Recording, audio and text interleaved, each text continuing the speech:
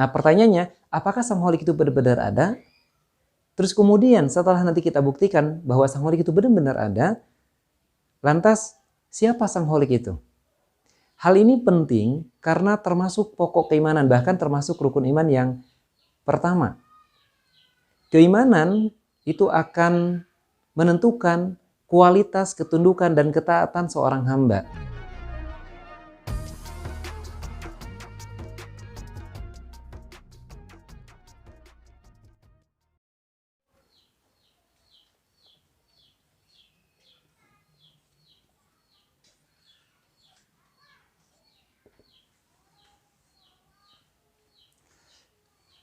Assalamualaikum warahmatullahi wabarakatuh. Alhamdulillahirrabbilalamin wabihi nasta'in wa ala umuri dunya waddin. Wassalatu wassalamu ala asrafil anbiya il mursalin Sayyidina Muhammadin wa ala alihi wa sahbihi ajma'in. Allahumma salli ala Sayyidina Muhammad wa ala alihi Sayyidina Muhammad. Sahabat MDI yang dirahmati Allah Subhanahu wa ta'ala, pada pembahasan sebelumnya, di video sebelumnya kita sudah membahas tentang Uqdatul Kubro, yang singkatnya adalah 3 pertanyaan besar yang ada pada diri manusia yang harus segera dijawab. Yang pertama, dari mana? Kedua, mau kemana? Dan yang ketiga, untuk apa? 3 pertanyaan kemarin sudah tuntas kita bahas. Salah satu dari 3 pertanyaan itu adalah, dari mana kita berasal? Atau ada siapa di balik alam semesta manusia dan kehidupan tersebut? Baik, kali ini ada kaitannya dengan pembahasan sesuatu yang ada sebelum kehidupan, yakni Sang Khalik, ya. Sang Khalik yang telah menciptakan semuanya. Nah, pertanyaannya, apakah Sang Khalik itu benar-benar ada? Terus kemudian setelah nanti kita buktikan bahwa Sang Khalik itu benar-benar ada, lantas siapa Sang Khalik itu? Hal ini penting karena termasuk pokok keimanan, bahkan termasuk rukun iman yang pertama. Keimanan itu akan menentukan kualitas ketundukan dan ketaatan seorang hamba. Karena itu kemudian segala sesuatu yang dilakukan, baik itu terkait dengan perintah atau terkait dengan larangan, dan berbagai macam konsekuensi dari perintah serta larangan itu juga balasannya, ya, ketika melakukan kewajiban apa balasannya, ketika melakukan kebaikan apa balasannya, ketika melanggar sesuatu yang dilarang apa balasannya, ya. Nah, seberapa besar, ya, semua amal kita diikatkan dengan perkara-perkara tadi, maka itu sesuai dengan seberapa kuat kadar keimanan kita. Nah, karena itu kemudian keimanan itu benar-benar harus dibuktikan.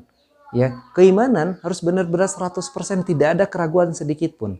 Karena itu kemudian iman itu bisa diartikan sebagai tasdikul jazm, pembenaran yang pasti. Ya. Terhadap apa? Terhadap satu perkara yang kita imani. Kenapa? Karena sesuatu yang kita imani tadi kebenarannya benar-benar pasti sesuai dengan kenyataan. Dan itu semua, ya, dibangun berdasarkan argumentasi atau dalil. Bisa melalui proses berpikir atau sering dikenal sebagai dalil akli. Atau kita mengambil dari sumber yang pasti kebenarannya, yang tidak ada sedikit pun keraguan. Apapun yang dicantumkan di dalam sumber tersebut, yakin dan pasti kebenarannya.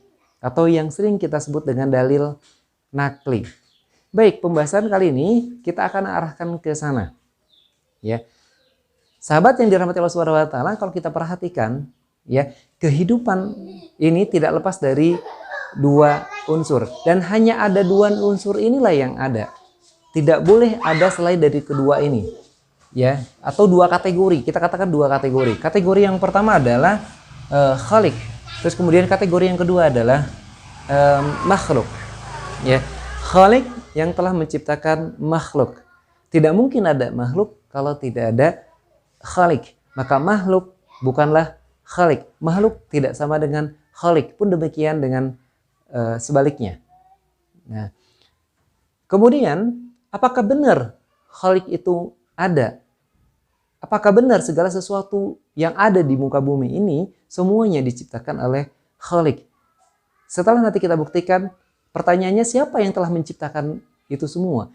Siapa khalik itu? Baik, sekarang kita akan masuk ke pembahasan makhluk terlebih dahulu. Ya, makhluk secara garis besar itu dibagi menjadi dua kategori. Kategori yang pertama adalah al-asyaul makhsusah. Ya, yakni perkara-perkara yang bisa diindra, perkara-perkara yang terindra. Ya. Perkara-perkara yang terindra berarti memungkinkan perkara tersebut untuk dipikirkan. Ya. Sekali lagi, perkara yang terindra ya adalah perkara yang memungkinkan untuk dipikirkan. Karena salah satu komponen untuk bisa berpikir adalah indra dan fakta yang terindra. Berpikir itu sendiri bagi manusia yang memiliki akal gitu ya. Berpikir itu sendiri ya adalah memasukkan fakta ke dalam otak ya. Nah, untuk memasukkan fakta ke dalam otak itu kan perlu perantara. Perantaranya adalah panca indera. Karena itu kemudian faktanya harus bisa diindra. Setelah masuk dalam otak dihubungkan dengan pengetahuan sebelumnya.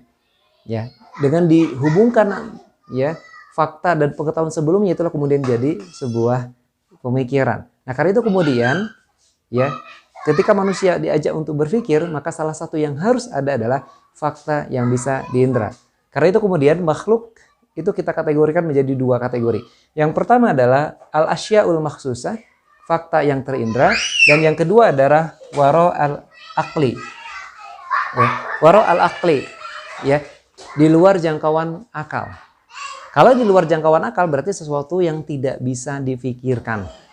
Ya.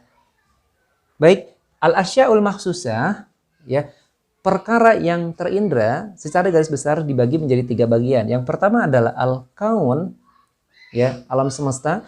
Terus kemudian yang kedua adalah al-haya, kehidupan, dan yang ketiga adalah al-insan, manusia. Ada nggak selain dari tiga kategori ini yang bisa kita indra? Oke, langit, bumi, matahari, bulan, bintang, dan sebagainya itu masuk dalam al-kaun, alam semesta. Ya, ciri-ciri kehidupan berkembang, ya, kemudian bergerak dan sebagainya itu masuk dalam kategori al-haya. Ya, kemudian juga al-insan, manusia. Ya, rasanya tidak ada lagi selain dari tiga hal ini yang bisa kita indra. Karena itu kemudian fokus kita nanti untuk membuktikan adanya khalik ya melalui proses berpikir ya, karena tadi keimanan perlu dibuktikan ya bahwa apa yang kita imani itu benar-benar nyata, bahwa yang kita imani itu benar-benar sesuai dengan kenyataannya, sesuai dengan faktanya.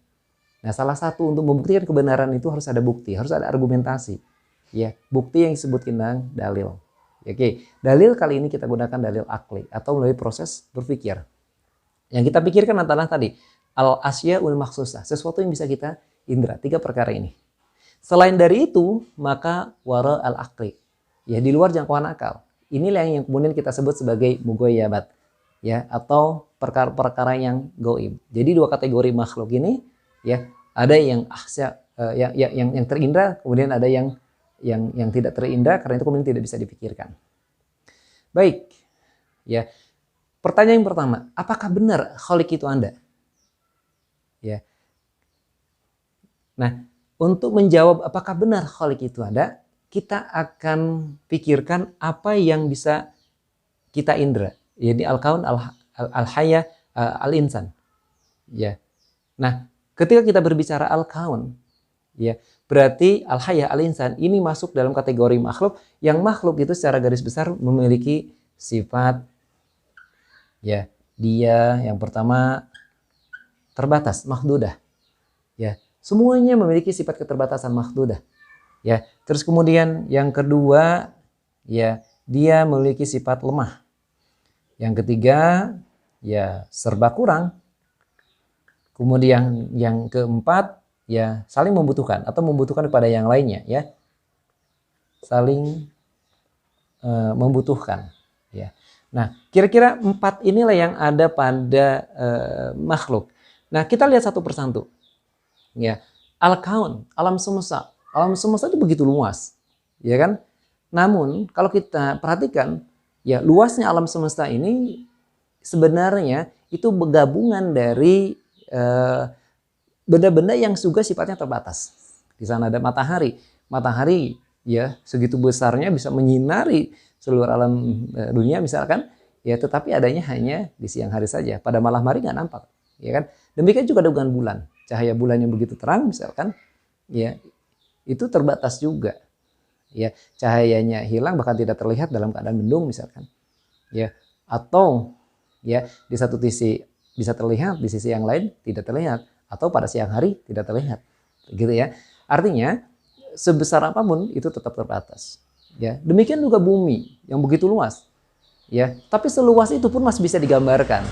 Dengan bisa digambarkan itu artinya masih terjangkau oleh akal dan artinya masih terbatas, begitu ya. Ya, bahkan dibuat peta gitu atau dibuat globe gitu ya, yang dari satu titik bertemu dengan titik yang lainnya, kemudian bisa digambarkan bahwa bumi itu bulat dan sebagainya. Itu tandanya bumi terbatas. Ya, pun demikian dengan planet-planet yang lainnya. Ya, walhasil ya sebesar apapun kalau itu merupakan kumpulan yang serba terbatas, ya al-kaun pun tetap terbatas, gitu ya. Nah, karena itu kemudian dari keterbatasan ini dia lemah, ya. Kemudian pasti serba kurang, ya kan? Matahari adanya ini siang, ya bulan adanya malam dan sebagainya, gitu kan. Terus kemudian juga saling membutuhkan. Ya bagaimana bumi berputar pada porosnya, ya bumi mengelilingi matahari, ya. Dan begitu juga dengan planet-planet yang lainnya dan semuanya bergerak peraturan sesuai dengan aturan, gitu ya. Nah, pertanyaannya siapa yang ngatur? Ya, berarti di balik keterbatasan tadi ada sesuatu yang tidak terbatas, ya. Dan bumi ini ada awalnya. Bahkan kalau katakan kita kaitkan dengan teori Big Bang misalkan ya, ledakan yang sangat dahsyat itu, ini menandakan bahwa bumi ada awalnya, gitu kan? Alam semesta ini ada awalnya, gitu ya. Nah, pertanyaannya siapa yang mengawali? Ya, kalau dia memiliki keterbatasan ada awalnya, berarti ada yang mengawali. Nah, disinilah kemudian menistayakannya ada pencipta yang telah menciptakan dari ketiadaannya, gitu. Kemudian yang berikutnya al-hayah. Al-hayah, kehidupan itu juga sifatnya terbatas. Kenapa? Karena al-hayah nampaknya hanya pada individual saja. Ya katakanlah ciri-ciri kehidupan pada manusia. Ya bisa kita perhatikan ketika manusianya masih hidup. Coba ketika manusia sudah meninggal. Yang ada tinggal namanya saja kan. Ya, tapi ciri-ciri kehidupannya nggak ada. Makanya sering ada kata pepatah manusia ya mati meninggalkan nama, yang tersisa namanya saja di batu nisan, katakanlah yang dikenal namanya saja, tapi kehidupannya udah nggak ada.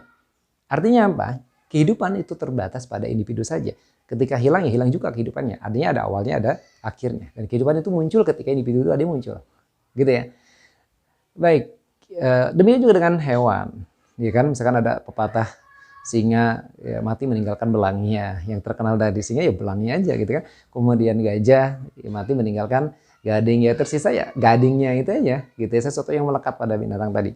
Tapi kalau dia udah mati ya tanda-tanda kehidupannya nggak ada. Ya buasnya macan gitu ya, besarnya gajah, ya gambarannya seperti apa udah nggak ada gitu. Ya, nggak ada. Kenapa? Karena sifatnya terbatas, ada awalnya dan ada akhirnya. Demikian juga dengan manusia. Ini sangat mudah sekali, ya.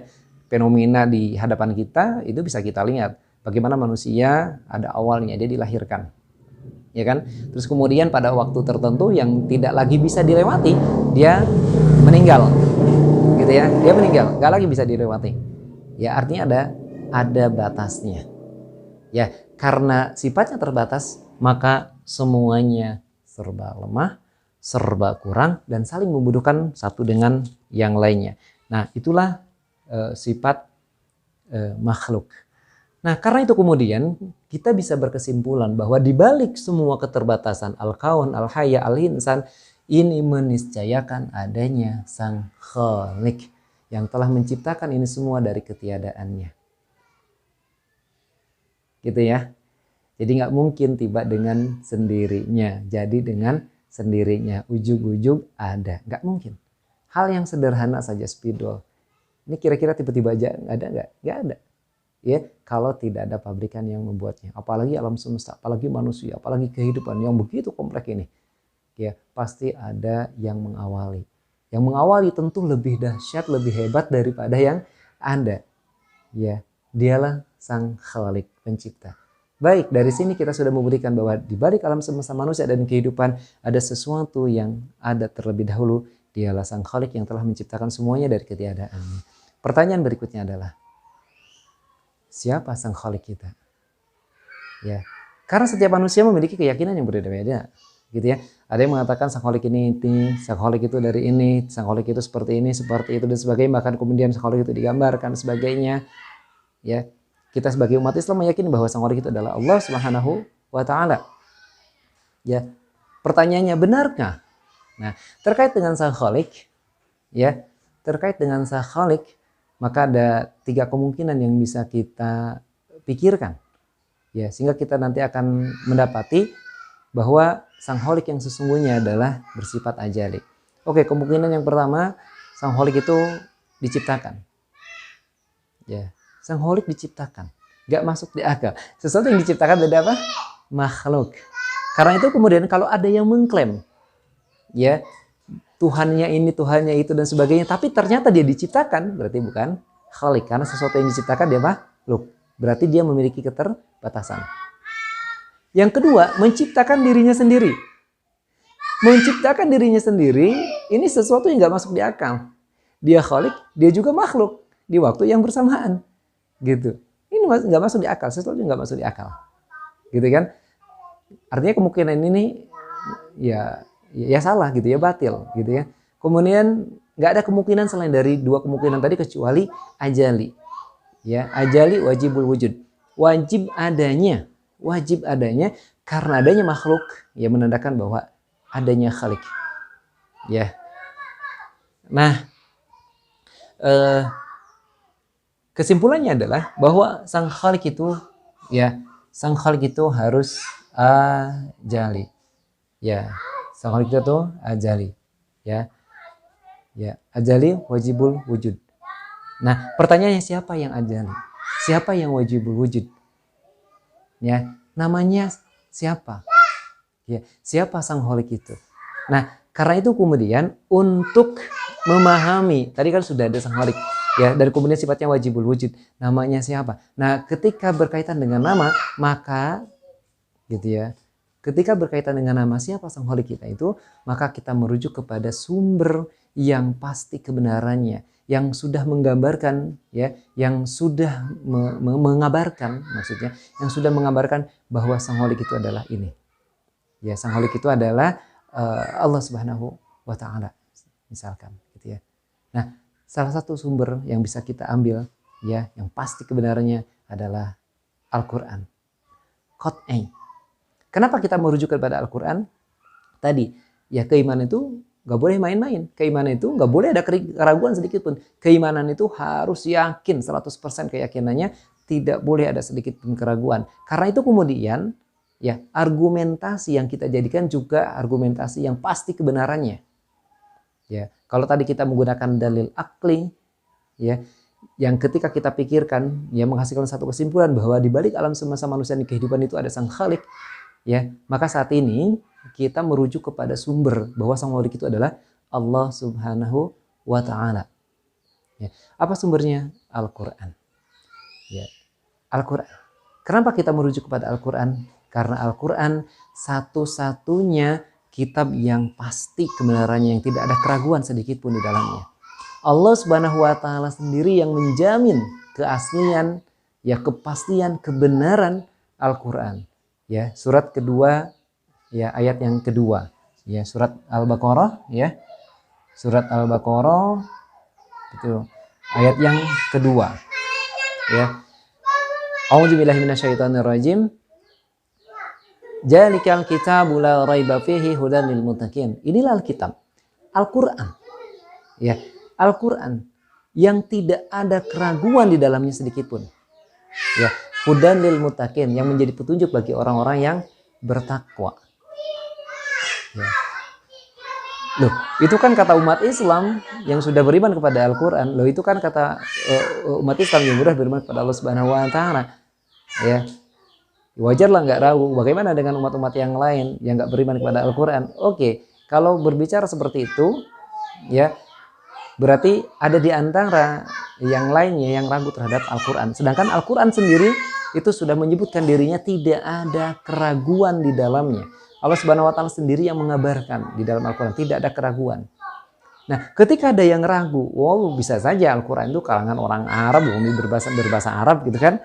Ya bisa saja Al-Quran itu buatan Nabi Muhammad, orang yang membawa Al-Quran adalah Nabi Muhammad, gitu kan? Ya nggak mungkin juga deh orang Indonesia misalkan, ya bahasanya aja udah beda, gitu kan? Atau orang-orang yang lain dengan bahasa yang beda, gitu kan? Orang Arab sendiri, ya itu memiliki kemampuan yang luar biasa terhadap bahasa Arab, karena bahasanya sendiri, gitu kan? Ya artinya kemungkinan kecil orang-orang yang lain, orang ajami selain dari Arab itu mengarang kitab yang berbahasa Arab tadi. Oke, kalau misalkan ada keraguan ya terhadap Al-Quran karena dari segi bahasanya bahasa Arab tadi, kemudian dari segi pembawanya yakni Nabi Muhammad SAW, ya Allah Subhanahu Wa Taala menantang di dalam surat yang sama, ya surat Al-Baqarah, ya masih di surat yang kedua ayat yang ke-23. Ya. Yang ke-23-nya Allah Subhanahu Wa Taala mempertegas seperti ini. A'udzubillahi minasyaitonirrajim. Wa in kuntum fi raibim mimma nazzalna ala 'abdina, ya fa'tu bisurah, ya wa in kuntum fi raibim, kalau kalian ada di dalam keraguan, ragu terhadap ya mimma nazzal, terhadap apa yang aku turunkan kepada hambaku. Wa in kuntum fi raibim mimma nazzalna ala 'abdina, terhadap apa yang aku turunkan kepada hambaku, yakni Al-Qur'an, kepada Nabi Muhammad SAW. Ya, faktu bisurah, maka datangkanlah satu surat saja, gak usah banyak-banyak, satu surat. Ya, satu surat saja di dalam Al-Quran, ya, mimisli, yang semisal dengan Al-Quran, silahkan kalian buat. Ya, bahkan bukan hanya satu orang, dua orang. Ya, silahkan cari pendukung, wad'u syuhada min dunillah. Ya, silahkan cari pendukung selain dari Allah Subhanahu Wa Taala. Tapi sampai hari ini tidak ada satupun manusia, orang Arab, orang non-Arab yang bisa membuat semisal Al-Quran. Ya. Itu bukti dari keaslian Al-Quran. Ya. Pun demikian ketika sekarang rame-rame ada yang ya murtadin, ya, pendeta yang mengusulkan untuk menghapus 300 ayat di dalam Al-Quran. Mau minta kejabatan seperti apapun yang nggak bakalan bisa gitu. Mau Al-Quran asli dari Allah Subhanahu Wa Taala. Dan ini dipertegas. Inna nahnu nazzalna dzikra wa inna lahu lahafizun. Allah yang menurunkan Al-Quran dan Allah yang menjaganya. Masya Allah. Ya, ini membuktikan bahwa Al-Quran benar-benar kitab ya yang datang dari Allah Subhanahu Wa Taala. Benar-benar merupakan wahyu Allah Subhanahu Wa Taala. Sehingga kita yakin, kita wajib percaya sepenuhnya apa yang dikabarkan di dalam Al-Quran. Termasuk ya yang mengabarkan siapa Khalik kita, ya siapa yang menciptakan langit dan bumi, ya siapa yang mengatur siang dan malam, ya siapa yang meniupkan angin, siapa yang menciptakan lautan dan sebagainya. Dan kemudian disebutkan Allah Subhanahu Wa Taala, ya bahkan dipertegas kul huwallahu ahad, ya Allah itu tunggal, ahad. Ya, semuanya itu dalam Al-Quran. Sehingga apapun yang ada dikabarkan di dalam Al-Quran, termasuk ya yang mengabarkan bahwa Sang Khalik yang telah menciptakan semuanya dari kediamannya adalah Allah Subhanahu Wa Taala, maka kita yakin wajib ya mengambil Al-Quran sebagai sumber rujukan kita. Karena itu kemudian keimanan kita menjadi keimanan yang mantap, keimanan yang kuat, keimanan yang melalui proses pembuktian bahwa Allah lah pencipta kita. Sahabat MDI yang dirahmati Allah Subhanahu Wa Taala, karena itu kemudian ya setelah kita mengimani keberadaannya, bahwa segala sesuatu diciptakan oleh Allah Subhanahu Wa Taala, maka wajib bagi kita juga untuk mengimani akan sifat-sifatnya, bahwa Allah Subhanahu Wa Taala yang memberikan rezeki. Ya, rizqu biyadillahi wahdah, rezeki itu semata-mata dari tangan Allah Subhanahu Wa Taala. Ya, bahwa Allah Subhanahu Wa Taala yang menghidupkan semua yang mati, dan kelak Allah Subhanahu Wa Taala akan menghidupkan yang mematikan yang hidup, dan kemudian akan menghidupkan kembali yang mati. Kaifa takfuruna billahi wa kuntum amwatan fa ahyakum summa yumitukum summa yuhyikum summa ilaihi turja'un. Kaifa takfuruna billah, ya bagaimana kalian bisa ingkar kepada Allah Subhanahu Wa Taala? Bagaimana kalian bisa kufur, tidak beriman kepada Allah Subhanahu Wa Taala? Wa kuntum amwatan, padahal awalnya kalian mati, nggak ada kalian di dunia, mati. Ya. Fa ahyakum, kemudian aku hidupkan kalian. Summa yumitukum, pada batas tertentu yang telah aku tentukan, ya, maka aku kalian matikan. Summa yuhyikum, terus kemudian kalian akan dihidupkan kembali. Summa ilaihi turja'un, dan kepada Allah Subhanahu wa taala akan dikembalikan. Dimintai pertanggungjawaban, dihisab di sana. Ya. Kemudian kita juga beriman bahwa Allah Subhanahu wa taala Al-Mudabbir. Allah Maha Pengatur. Aturan Allah pasti benar, aturan Allah pasti baik. Aturan Allah yang dikabarkan di dalam Al-Qur'an, As-Sunnah, yang disampaikan oleh baginda Rasulullah sallallahu alaihi wasallam pasti membawa keberkahan, pasti membawa kebaikan. Ya. Wa ma arsalnaka illa kafatan linnasi basyira wa nadhira wa ma arsalnaka illa rahmatan lil alamin. Maka itu harus kita yakini. Karena itu kemudian tidak layak bagi kita, tidak layak bagi manusia, tidak layak bagi seorang muslim khususnya untuk mengambil aturan selain dari apa yang telah disyariatkan oleh Allah Subhanahu wa taala. Sahabat, keimanan kita pada Allah Subhanahu wa taala mengharuskan kita tunduk patuh sepenuhnya kepada Allah Subhanahu wa taala, dan itulah iman yang benar, iman yang lurus. Sebaiknya iman hanya terucap di bibir saja yang tidak dibuktikan dengan sebuah perbuatan, maka keimanan itu seperti keimanan yang bohong. Ya. Kita berdoa kepada Allah Subhanahu wa taala semoga kita terhindar dari orang-orang yang beriman secara bohong, dan kita meminta kepada Allah Subhanahu wa taala ya untuk dimasukkan ke dalam golongan orang-orang yang memiliki keimanan yang kuat, keimanan yang mantap, keimanan yang berbuah takwa, melaksanakan seluruh apa yang diperintahkannya dan meninggalkan apa yang dilarangnya. Inilah konsekuensi keimanan, dan inilah wujud dari keimanan seorang muslim terhadap adanya Sang Khalik Allah Subhanahu wa taala. Demikian sahabat, semoga ada manfaatnya. Segala sesuatu kebenaran datangnya dari Allah Subhanahu wa taala, kebodohan ya, kesalahan itu semata-mata kebodohan dari Al-Fakir. Semoga Allah Subhanahu wa taala mengampuni dosa-dosa kita semua. Sampai ketemu di pertemuan berikutnya insyaallah. Billahi taufiq wal hidayah. Assalamualaikum warahmatullahi wabarakatuh.